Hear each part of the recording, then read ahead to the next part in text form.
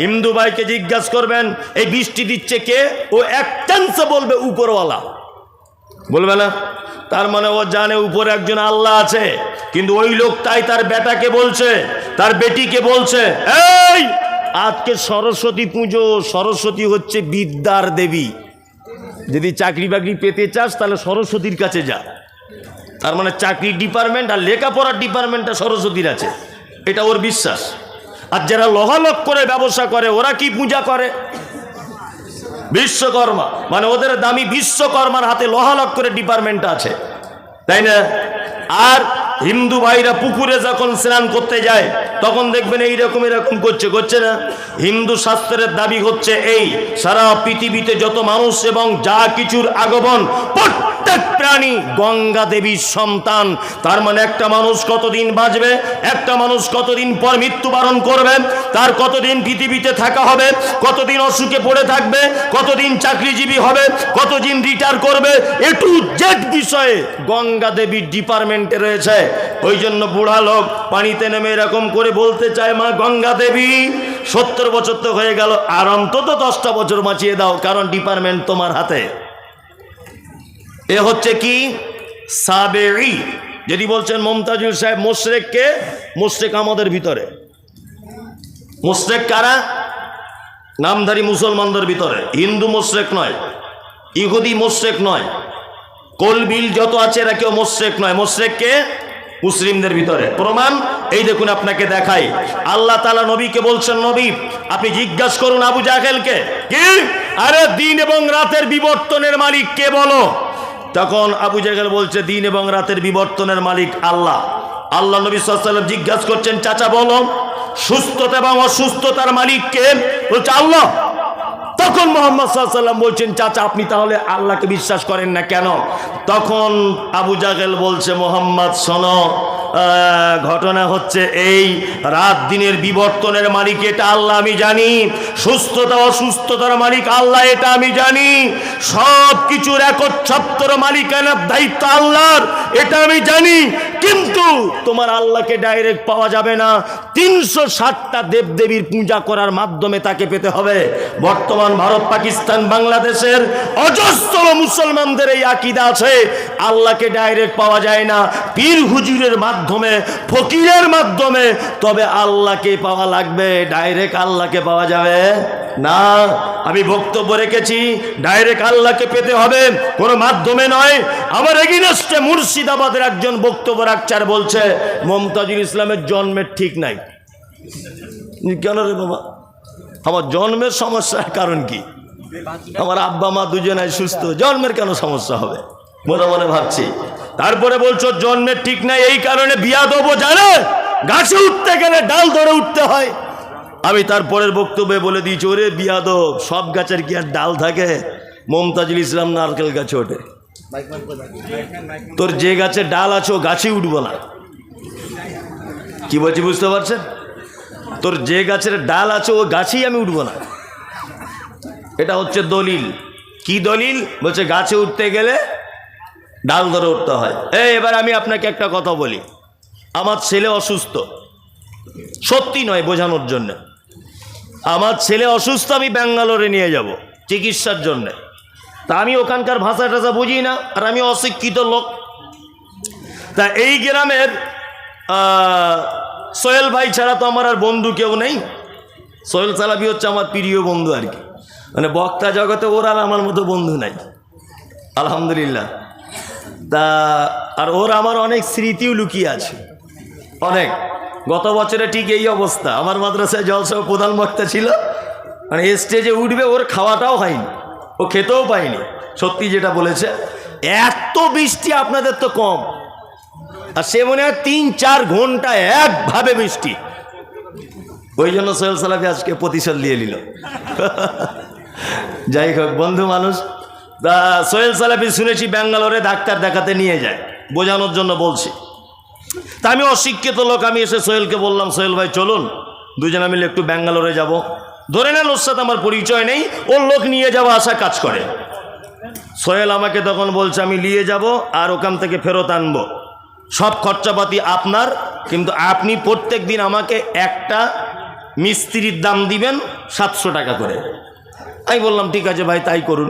আচ্ছা এরকম ঘটনা ঘটে কি ঘটে না? ঘটে। আচ্ছা বলুন লোক দালাল ধরে কখন? বিপদে পড়লে। এতক্ষণ এই বুঝলে অপরিচিত এবং না জানার কারণে, তাই না? আমি জানি না ওলিয়ে একটু ডাক্তারদের সঙ্গে কথাবার্তা বলিয়ে দেবে, তাই তো? তাহলে না জানার কারণে হলে তখন দালাল ধরতে হয়, যেটাকে খারাপ বাংলাতে বলছে দালাল ধরতে হয়, তাই না? আর দালাল ধরতে হয় কখন? আমার বেটা চাকরির পরীক্ষা দিয়েছে, সব কিছু রেডি, অফিসার বলতে পারছে না যে 3 লাখ টাকা লাগবে, এটা বলতে পারছে না, তখন কাগজে লিখে দিয়েছে তোমার সব কিছু ফাইনাল। এই তোমার পাছায় কি আছে? বলছে পাছায় একটা কালো দাগ আছে স্যার। ইংলিশে লিখে দিয়েছে পাছায় কালো দাগ, ক্যান্সেল। আচ্ছা বলুন আমার ছেলে মাস্টার হবে, মাস্টার হওয়ার জন্য পাছায় কালো দাগে অসুবিধা করবে? করবে না। আসলে পাছায় কালো দাগ নয়, মাস্টার বলতে পারছে না যে 3 লাখ লাগবে। এবার আমার কাছে এসেছে, তা আমি তো ইংরেজি বুঝি না, তার একজনের কাছে গিয়ে বলছি ভাই দেখুন তো কি লিখেছে। বলছে পাছায় কালো দাগ আছে সামান্য একটা। বলছে হ্যাঁ। বলছে ওই জন্য চাকরিটা হলো না। আমি তখন চলে গেলাম ওই নিয়ামত ML-এর কাছে, গিয়ে বলছি ভাই এরকম এরকম ব্যাপার, আমি সেই বক্তা মমতাজুল ইসলাম, আপনি তো চেনেন, আমার ছেলে চাকরি হচ্ছে না কেন? তখন আমার ছেলে যখন ওর কাছে গিয়ে পরিচয় দিচ্ছে আমি মমতাজুল ইসলাম বক্তার বেটা, ও তখন বলতে চাইছে বুঝতেই তো পারছি আসলে পাছায় দাগ নয়, তোমার আব্বাকে পরে ফোনে কথা বলতে বলো।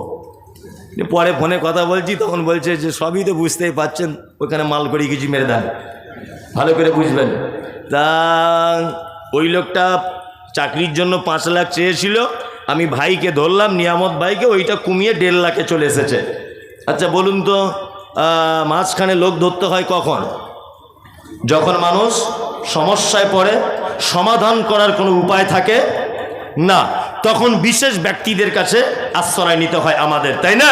ঠিক তেমন সলুয়া গ্রামে আপনার নাম আব্দুর রহমান, এটা আল্লাহ জানে কি জানে না যে সলুয়াতে আব্দুর রহমান বলে একজন আছে? এটা আল্লাহ জানে কি জানে না? জানে। তা আল্লাহর সাথে যখন আমার আগে থেকেই পরিচয় হয়েই আছে, তাহলে মাঝখানে আমি পীর ফকির দালাল ধরতে যাব কেন? হ্যাঁ, দালাল ধরার কোনো প্রশ্নই ওঠে না, ওঠে? কোনো প্রশ্ন ওঠে না। আল্লাহু আকবার। আল্লাহ তুমি আমাদেরকে এই দালাল থেকে বাঁচার তৌফিক দান করো, আমিন আমিন। আল্লাহ সুবহানাহু ওয়া তাআলা মুশরিকদের ব্যাপারে পবিত্র আল কোরআনে কি বলছেন? ওই একই সূরা, ওই যারা ছাত্র আছো আয়াতগুলো ভালো করে দেখে নেবে, বক্তব্য দিয়ে দিবে জুম্মার দিনে, খুব সুবিধা হবে। চলুন একই সূরা, সূরা তাওবা আয়াত নম্বর 114, আল্লাহ তাআলা 113, আল্লাহ তাআলা বলছেন মুশরিকদের ব্যাপারে, মা কানা লিন নবিয়্যি ওয়াল্লাযীনা আমানু আইয়াস্তাগফিরু লিল মুশরিকিন। কোন নবী এবং ইমানদারদের জন্য উচিত নয় যে মুশরিকদের জন্য ক্ষমা প্রার্থনা করবে। ওই জন্য আমি তো বলে দিয়েছি যে পীরের দরবারে যাওয়া তো দূরের কথা, পীরের জন্য ক্ষমা চাওয়াও হারাম। ও দরবারের তো দূরের কথা, পীরের জন্য দোয়া করাও হারাম। কারণ পীর যদি এটা বলে গিয়ে থাকে যে আমি মারা গেলে আমার মাজার করবে, তাহলে অবশ্যই ও মুশরিক। ও কি মুশরিক? মুশরিক হচ্ছে সেই যে আল্লাহর সমস্ত ক্ষমতা জানার পরেও পৃথিবীর অসাধু মানুষদের ব্যাপারে তার ধারণা হয় যে স্রষ্টাকে একা পাওয়া যায় না, এর মাধ্যমে পেতে হয়। একই মুশরিক। আল্লাহ তাআলা বলছেন ইমানদার এবং নবী, এখানে কথা বোঝার চেষ্টা করুন। আল্লাহ নবীদের শুধু খাস করলেন না, নবীদের যদি খাস করতেন ব্যাপার আলাদা। আল্লাহ মোমেনদেরকে জুড়ে দিয়ে বলছেন তোমরা যারা ঈমানের স্বীকৃতি প্রদান করেছ, তোমাদের জন্য উচিত নয় আইয়াস্তাগফিরা লিল মুশরিকিন, মুশরিকদের জন্য ক্ষমা প্রার্থনা করবে। আল্লাহ তাআলা তারপর আবার বলছেন ওয়ালাউ কানু উলি কুরবা, মুশরিক যদি তোমার নিকট আত্মীয় হয় তবুও তার জন্য ক্ষমা প্রার্থনা করা যাবে না। এইবার একটা কথা আপনাদেরকে বলে রাখছি, কথাটা বললে জানি না বিশৃঙ্খলা হবে কিনা। আপনাদের যাদের বাড়িতে বেটা বেটি আছে, বেটিগুলো তো বিয়ে দিচ্ছেন আলহামদুলিল্লাহ, দিচ্ছেন না? দিচ্ছেন। প্রাপ্তবয়স্ক হয়ে গেলে সকলেই বিয়ে শাদী দেন আলহামদুলিল্লাহ। ঘটক এসে বলছে একটা ভালো ছেলে দেখেছি। বলছে ছেলে কি করে? বলছে ছেলে ভাকুড়ি হাই স্কুলের মাস্টার। তা বলছে তাহলে তো এর থেকে আর ভালো ছেলে দুনিয়ায় পাওয়াই যায় না, বিয়ে শাদী রেডি।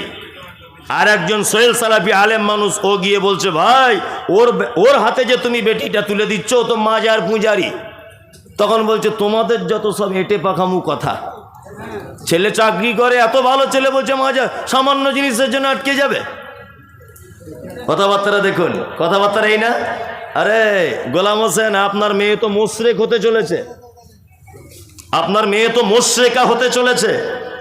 কোন মাজার পূজারীদের সঙ্গে আত্মীয়তা করা হারাম, এবং কোন মাজার পূজারীর জন্য দুয়া পর্যন্ত প্রার্থনা করা, ক্ষমা প্রার্থনা করা হারাম।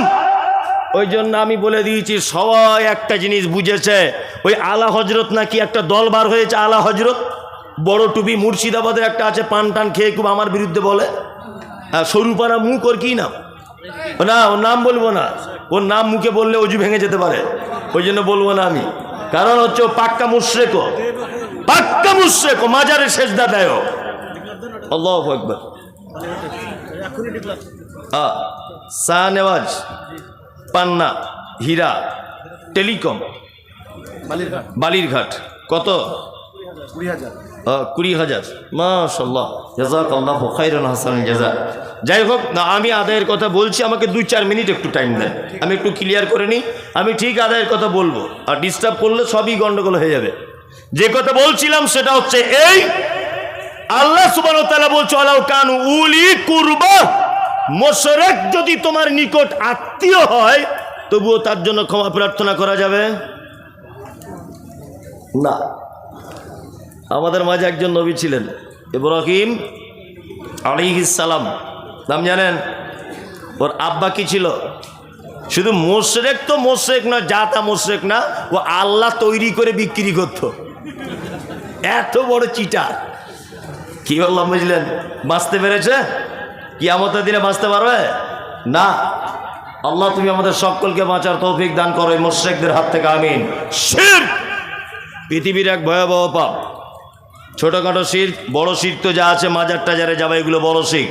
ছোট শিরক এই যে 4টা আংটি পড়ে আছে হাতে, বলছে এটা রাতে চমকে চমকে উঠি, তাই পাথর লাগানো।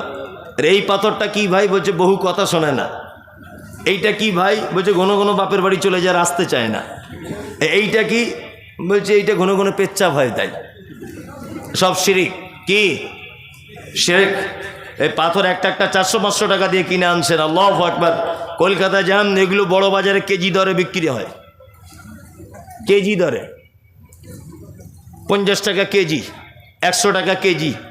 ফুটপাতে বিক্রি হয়, কুকুরে পেচ্ছাপ করে ওতে, আর বস্তায় লাট দিয়ে রাখা আছে।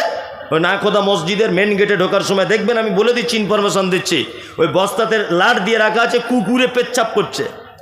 আরে কুকুরে পেচ্ছাপ করা আংটি এখানে এনে অষ্টধাতু বলে চালিয়ে দিচ্ছে, বলছে ওর বইয়ের ছেলে হবে। আর গাধা কি আর 2024 সালে খুঁজে পাওয়া যায়? হ্যাঁ, MBBS ডাক্তার 4 বছর চিকিৎসা করে ফেল হয়ে গেল, আর কুকুরে পেচ্ছাপ করা পাথর নাকি ওর বইয়ের ছেলে করে দিবে। ঠিক আছে, মারাত্মক বড় পাপ, মারাত্মক বড় পাপ। এত বড় পাপ যে এই পাপ করলে আল্লাহ কত রেগে যায়, সামান্য একটা জিনিস বললে আপনি বুঝতে পেরে যাবেন। আপনার বউ খুব সুন্দরী, ওর চুলটাও যেমন, ঠোঁটটাও তেমন, আর ওর চলন, আর মুচকে মুচকে হাসি, আর আড়াআড়ে দেখা, মানে ওর রান্না বান্না একদম মানে যাকে বলে অতুলনীয়। কি বললাম বুঝলেন? আচ্ছা বলুন, আপনার স্ত্রী যে এত সুন্দরী, আপনার কোনো অবদান আছে? কোনো অবদান আছে? নাই। এ অবদান কার? আল্লাহ, তাই না? এবার আপনাকে বলছি, আপনার স্ত্রী হলো কি করে? না 500 টাকা মোহর দিয়েছেন, ইমাম সাহেবকে 500 দিয়েছেন, আর একটা নাকের ফুল দিয়ে দিয়েছেন, বউ হয়ে গেল, তাই না? 3-4 মাস এক জায়গায় সংসার করলেন, রাজমিস্ত্রি খাটতে চলে গেলেন দিল্লিতে। 6 মাস পরে আপনি বাড়ি আসছেন, তো ফোনের সুইচ অফ হয়ে গিয়েছিল, ট্রেনের চার্জ নেই। তা আপনি বাড়ি এসেই দরজা খুলে দেখছেন আপনার সুন্দরী বউটা আপনার ছোট ভাইয়ের গলা ধরে শুয়ে আছে। আচ্ছা বলুন তো, রাগ হবে কি হবে না? রাগ হবে। তুই বিয়ে করেছিস? আচ্ছা, মাশাআল্লাহ। তাহলে ওরও রাগ হবে, ওর যদি রাগ হয় আমাদের তো হবেই, তাই না? আরে সে পরশু দিন দক্ষিণ দিন মালদাতে একটা প্রোগ্রাম করতে গেলাম, তা কোনো একটা কথা প্রসঙ্গে আমি বলছি যে আল্লাহর পরে পরে আপনাকে বেশি ভালোবাসে কে? মানে জলসা স্টেজে বসে আছেন, একটা লোককে বোঝানোর জন্য বলছি যে আল্লাহর পরে পরে আপনাকে ভালোবাসে কে? তা লোকটা ডাইরেক্ট বলছে আমার বউ। তা বলছি তোর, আরে যে মা পেটে রাখলো একবারও বললি না, যে আব্বার কথাটা একবার অন্তত পক্ষে বলতে পারলি না, ডাইরেক্ট বলছে আমার বউ। তখন আমি বলছি ভাই সত্যি কথা বলছেন? বলছে সত্যি মিথ্যে জানি না, সমাজে যেটা চলছে সেটাই বললাম। তাতে একেবারে খারাপ কথা বলিনি, সমাজে এটাই চলছে, চলছে না? চলছে। আমি যতই ফটর ফটর করি বাড়ি গেলে একটা কথা বলতে পারি না, কথা বললি ধুমকি দেয়, আর তুই বকো না তো ফালতু, তুমি বুঝেও যাও। জোরে আমি সব জায়গায় প্রধান বক্তা হয়ে বক্তব্য রাখছি, আর তোর কাছেই পাগল, যেইখানে যা কিছু বলতে যাচ্ছি। আল্লাহু আকবার। যে কথা বলছিলাম সেটা হচ্ছে এই শিরক। আপনার স্ত্রীর গলা ধরে আপনার ছোট ভাই রয়েছে শুয়ে, আপনার রাগ হবে? হবে না? হবে। কেন এত রাগ কিসের? এত অধিকার কিসের? কিসের এত অভিমান? এই যে আমার দিকে ফিরুন, এই যে হাতটা এরকম করছি। আচ্ছা বলুন তো, এই ফোল্ডিং সিস্টেম এটা কার দান?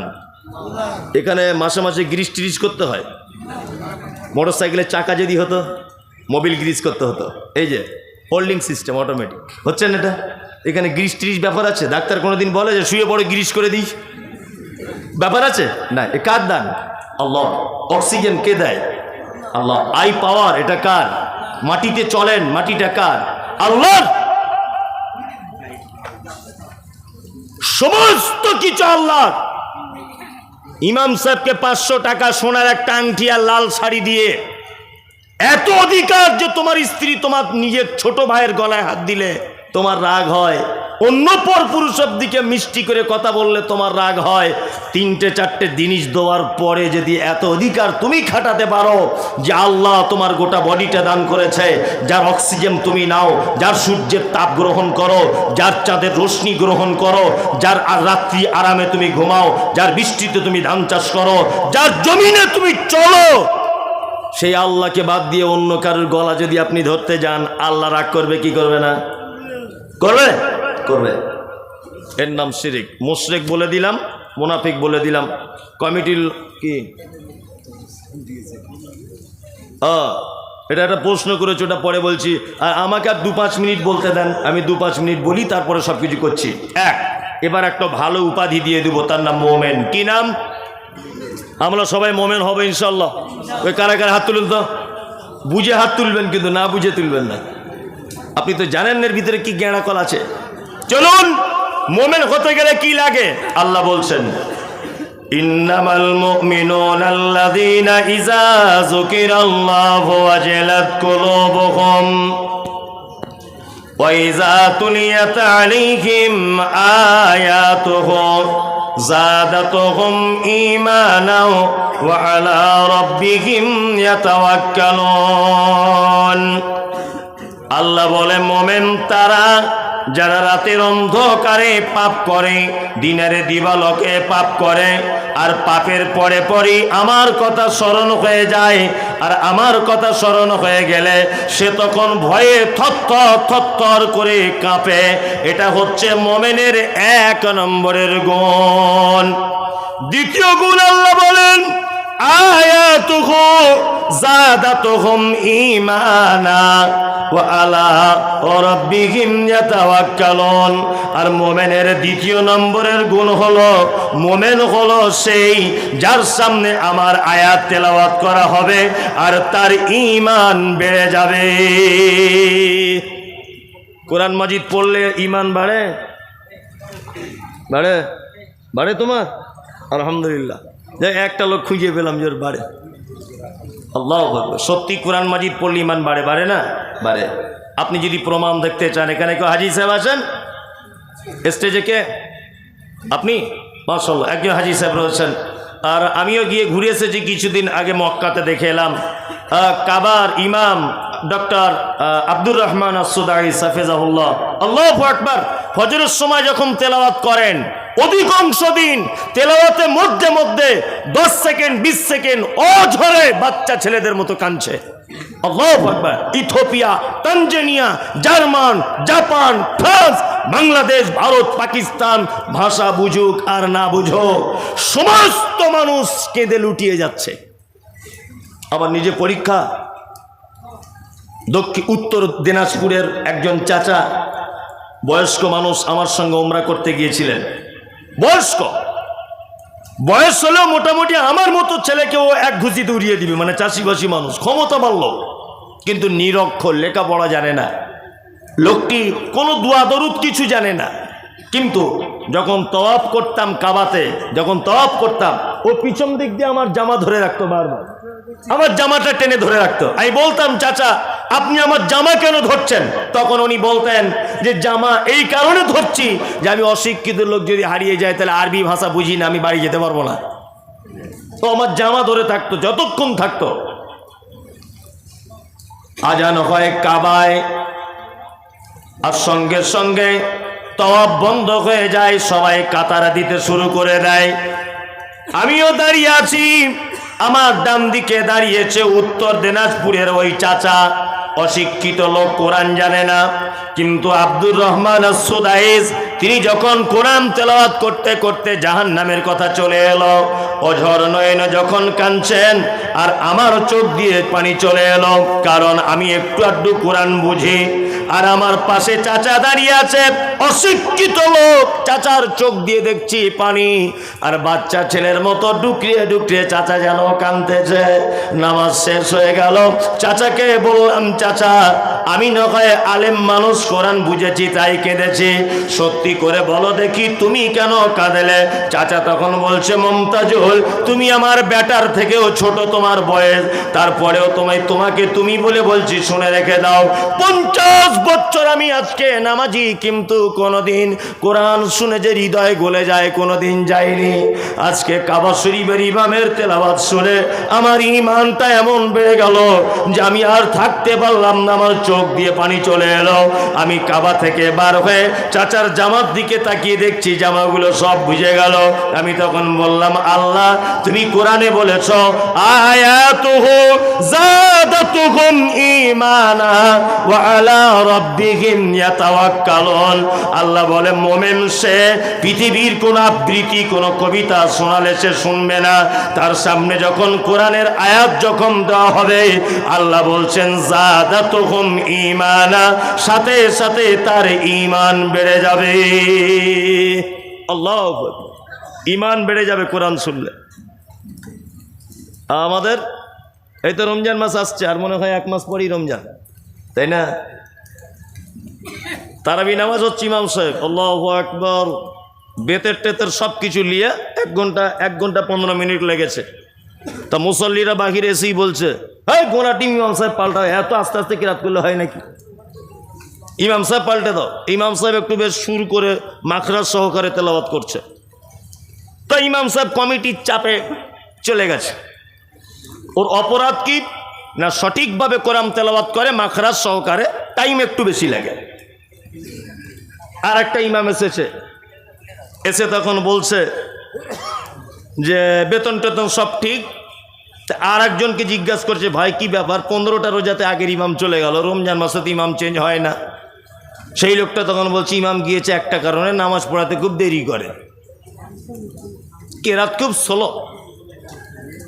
এই বুঝতে পেরেছে তো মাদ্রাসায় পড়া ছেলে, আর মাদ্রাসায় পড়া ছেলে আল্লাহু আকবার, ও যদি এই রাস্তা দিয়ে যায়, আর ইবলিস শয়তানও যদি দেখে তালবিলিম আসছে, ও 30 কিলোমিটার দূরে ওদিক থেকে যাবে।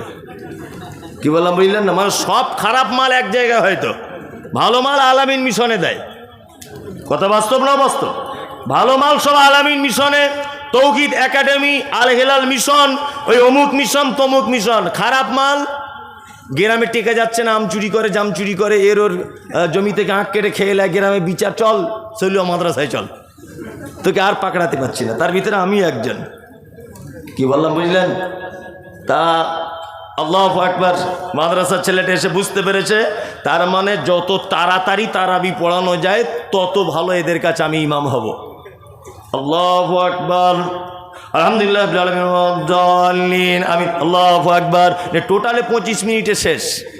তো নামাজিরা বলছে, এই হচ্ছে শালা বাপের বেটা হাফেজ। নামাজিরা বলছে। আর আগে যে ছিল শালা গরুর গাড়ির মতো 1 ঘন্টা 25 মিনিট আবার নামাজ পড়তে লাগে। হ্যাঁ, এই হচ্ছে শালা বাপের বেটা। দেখ কোরআন পড়া কত তাড়াতাড়ি। কিয়ামত পর্যন্ত তারাবি পড়লে ফেরেশতারা পর্যন্ত ভুল করে ফেলবে যে কোন জায়গায় কোন দোয়া বলছে, বলবে না? আল্লাহু আকবার, আল্লাহু আকবার। কোরআন বেশি করে তেলাওয়াত করুন। আল্লাহ বলে আয়াতুহুম যাদাতুহুম ঈমানা ওয়া আলা রাব্বিহিম ইয়াতাওয়াক্কালুন। আর মুমিনের 3 নম্বরের গুণ হবে খাইরিহি ওয়া শাররিহি মিনাল্লাহি তাআলা। ভালো মন্দ যা কিছু হবে মুমিন আল্লাহর উপরে ভরসা করবে। কার উপরে ভরসা করবে মুমিন? আল্লাহর উপরে। 4 নম্বরে আল্লাযীনা ইউকিমুনাস সালাত। আল্লাহ বলে মুমিন সেই যে সালাত আদায় করবে, নামাজ পড়বে 5 ওয়াক্ত। 5 ওয়াক্ত নামাজ পড়েন? এই কারা কারা 5 ওয়াক্ত পড়েন? কারা 5 ওয়াক্তগুলো সবাই হাত তুলুন, তাহলে চোর ধরা পড়বে। তুলুন সবাই, কেউ 5 ওয়াক্ত লোক বাকি থাকবেন না। হ্যাঁ, তার মানে অনেক লোকই বাকি আছে, তাই না? শুধু নারে তাকবীর দিয়ে জান্নাতে যাওয়ার কাজ নয়। আর সুবহানাল্লাহ বলে কি বললাম বুঝলেন? আল্লাহু আকবার। আমাদের সমাজে 4 রকমের নামাজি আছে। ক রকমের? 4 রকমের। এইদিকে এবার শুনুন। 1, জোহরে যায়, আসরে যায়, মাগরিবে দোকান খুলে, এশায় দোকান বন্ধ করে, ফজরে ঠান্ডায় ঘুম ভাঙে না। এটা একটা কোয়ালিটি। আর একটা কোয়ালিটি জুম্মায় জুম্মায় যায়, একদম সেই মানে সাদা পাঞ্জাবি আর ফক সেন মেরে আর সেইরাম টুপি পরে মনে হচ্ছে আব্দুল কাদের জেলানি ঢুকছে জুম্মার দিনে আর কি, সাপ্তাহিক। আর একটা যায় ঈদুল ফিতর, ঈদুল আজহা। আপনাদের এলাকায় সবাই নামাজি, ওটা আমি বলবো না, আর আমাদের ওদিককার কথা বলছি। আর একটা নামাজি হচ্ছে 5 ওয়াক্তই যায়, তবে বাপ আমার কিছু বুঝে না, যেতে হয় তাই যায়। জিজ্ঞেস করছি চাচা আগো এই দুয়ায় কুনুতটা জানো? বুঝছি বাপ বুড়ো হয়ে গেছে বাপ, চোখে কম দেখি, কানে কম শুনি, দুয়ায় কুনুত এত বড় কি করে মুখস্থ করি? ওটা নাই। আল্লাহু আকবার। আল্লাহুম্মা বাঈদ বাইনি ওয়া বাইনা খাতায়ায়া কামা বা'আদতা বাইনাল মাশরিকি ওয়াল মাগরিব। সানাটা মুখস্থ আছে? না বাপ, ওটা তো জিভই ভাঙে না। আচ্ছা, তাহলে দুয়ায় কুনুতও জানো না, সানাও জানো না? না। তাশাহুদের বৈঠকে বসে আত্তাহিয়াতু লিল্লাহি জানো? বুঝতে পারছো না তুমি, কেন লজ্জা দিচ্ছ বাপ? কানে কম শুনি, চোখে কম দেখি। ও বলছে কোকে কম দেখি, কানে কম শুনি, 2 টাকা কম দিয়ে দেখুন, ও ঠিক বুঝতে পেরে যাবে কি করে পরের জমির আলি কেটে আর জমি বাড়াতে হয়, এটাও জানে। কি বললাম বুঝলেন না? কিন্তু মসজিদে যে দোয়া জানে না। যে লোকটা স্বীকার করলো দোয়া জানি না, বোঝার চেষ্টা করুন। ওই লোকটাই দেখবেন যখন নামাজ পড়ছে সেজদায় গিয়া, রুকুতে গিয়া, যে চাচা তুমি হে বললে তো এখনই দোয়া জানি না, ঠোঁট কেন লাড়ছ? তুমি বলো কি? এরকম লোক আছে না নেই? 30 বছর নামাজ পড়ছে, কোনো দোয়া জানে না, তারপরেও দেখবেন সব জায়গাতে বেতের নামাজে দোয়া করছে। তুমি বলো কি? হ্যাঁ, তার মানে এতদিন মানুষকে ধোকা দিয়ে হলো না, এবার আল্লাহকে ধোকা দিচ্ছে মসজিদে। আরে এই জাতি কখনোই পরিত্রাণ পায়? সলুয়া গ্রাম ব্যতিক্রম গ্রাম। যে জাতি তার জলসার দিনে 10 কুইন্টাল জিলাপি বিক্রি হয়, 50 কুইন্টাল বাদাম বিক্রি হয়, অথচ একটা বইয়ের দোকানদার দোকান লাগিয়েছে, তার 20টা দুয়ার বই বিক্রি হয় না। এ জাতি দিশি বাদাম খুঁজে পাবে, সঠিক ইসলাম খুঁজে পাবে না। কার কার বাড়িতে দুয়ার বই আছে বাংলায়? হাত তুলে বলুন দেখি। আমার বাড়িতে আছে কজনের? এখন আমি তো বুঝতেও পারবো না, না টাইম থাকলে গিয়ে দেখে আসতাম। তার মানে যা হাত তুলেছে তাতে করে 75% মানুষের বাড়িতে নেই। কি বললাম বুঝলেন? আরে মোবাইলে পাওয়া যায়, মোবাইলে তোমার মতো সবাই কি বুঝে?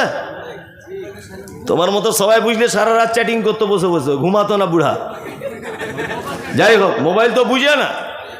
যাই হোক, আল্লাহ সুবহানাহু ওয়া তাআলা তিনি বলছেন কি, আল্লাযীনা ইউকিমুনাস সালাত, মুমিন তারা যারা সালাত আদায় করবে। নাম্বার 5, ওমিম্মা ওয়ারাযাকনাহুম ইউনফিকুন। আর আল্লাহ বলে মোমেনের 5 নম্বরের গুণ হলো এটা, তাকে আমি যে রুজি দিয়েছি সেই রুজি থেকে আল্লাহ রাস্তায় অর্থাৎ আমার রাস্তায় তিনি দান করে দিবেন।